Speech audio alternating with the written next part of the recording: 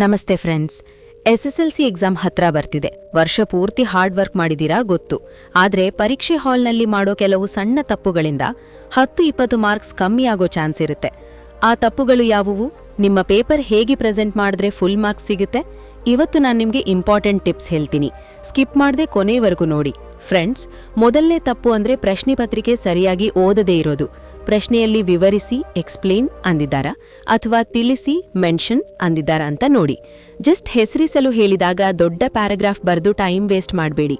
ಪ್ರತಿ ಪ್ರಶ್ನೆಯನ್ನ 2 ಸಲ ಓದಿ ಅದರಲ್ಲಿರೋ ಕೀವರ್ಡ್ಸ್ ಅನ್ನ ಅಂಡರ್ಲೈನ್ ಮಾಡಿ. 3 ಮಾರ್ಕ್ಸ್ ಪ್ರಶ್ನೆಗೆ 4-5 ಪಾಯಿಂಟ್ಸ್ ಬರೆದ್ರೆ ಸಾಕು. ಪುಟಗಟ್ಟಲೆ ಬರೆದ್ರೆ ಮಾರ್ಕ್ಸ್ ಜಾಸ್ತಿ ಬರಲ್ಲ. ಕ್ವಾಲಿಟಿ ಮುಖ್ಯ.